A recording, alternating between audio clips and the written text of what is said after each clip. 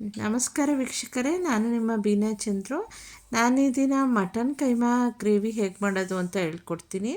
ಇದಕ್ಕೆ ಬೇಕಾಗಿರೋಂತಹ ಸಾಮಗ್ರಿಗಳು ಮಟನ್ ಕೈಮಾ ಮತ್ತು ಈರುಳ್ಳಿ, ಟೊಮ್ಯಾಟೊ, ಶುಂಠಿ ಬೆಳ್ಳುಳ್ಳಿ ಪೇಸ್ಟು. ಒಂದು ಪಾತ್ರೆನ ಒಲೆ ಮೇಲೆ ಇಟ್ಕೊಂಡು ಅದಕ್ಕೆ ಎಣ್ಣೆ ಹಾಕಿ ಕಾದ ನಂತರ ಈರುಳ್ಳಿನ ಹಾಕ್ಕೋಬೇಕು. ಈರುಳ್ಳಿನ ಹಾಕ್ಕೊಂಡು ಎಣ್ಣೆನಲ್ಲೇ ಚೆನ್ನಾಗಿ ಕೆಂಪಗೆ ಆಗೋವರೆಗೂ ಚೆನ್ನಾಗಿ ಫ್ರೈ ಮಾಡ್ಕೋಬೇಕು. ನೋಡಿ, ಚೆನ್ನಾಗಿ ಫ್ರೈ ಮಾಡ್ತಾಯಿದ್ದೀನಿ.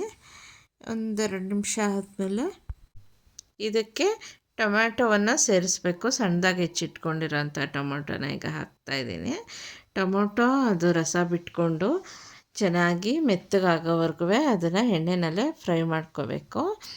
ಆನಂತರ ಇದಕ್ಕೆ ನಾವು ಕೈಮಾವನ್ನು ತೊಳೆದಿಟ್ಕೊಂಡಿರೋಂತಹ ಕೈಮಾವನ್ನು ಇದಕ್ಕೆ ಸೇರಿಸ್ಕೋಬೇಕು. ಇವಾಗ ಕೈಮಾವನ್ನು ಸೇರಿಸ್ಕೊತಾ ಇದ್ದೀನಿ. ಇದು 1/4 kg ಸ್ವಲ್ಪ ಕಡಿಮೆ ಇದೆ. ಅದನ್ನು ಹಾಕಿ ಎಣ್ಣೆನಲ್ಲೇ ಚೆನ್ನಾಗಿ ಫ್ರೈ ಮಾಡಬೇಕು.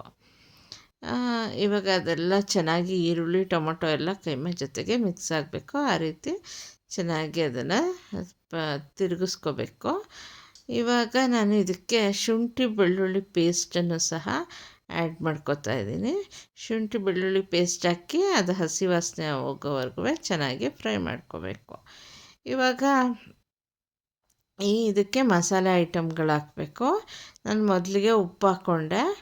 ಇವಾಗ ನಾನು ಇದಕ್ಕೆ ಧನಿಯಾ ಪೌಡ್ರನ್ನ ಹಾಕ್ಕೋತಾ ಇದ್ದೀನಿ. ಒಂದು ಸ್ವಲ್ಪ ಧನಿಯಾ ಪೌಡ್ರ್ ಹಾಕ್ಕೊಂಡು ಇದಕ್ಕೆ ಚೆನ್ನಾಗಿ ಮಿಕ್ಸ್ ಮಾಡಬೇಕು.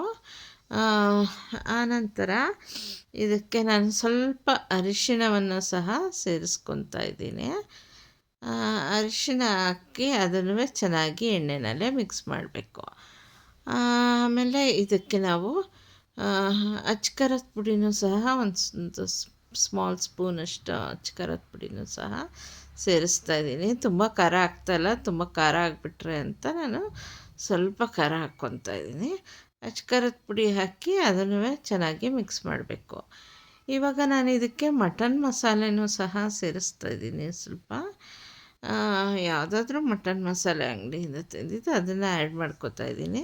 ಅದನ್ನ ಆ್ಯಡ್ ಮಾಡಿಕೊಂಡು ಅದನ್ನು ಚೆನ್ನಾಗಿ ಎಣ್ಣೆನಲ್ಲೇ ಫ್ರೈ ಮಾಡ್ಕೋಬೇಕು.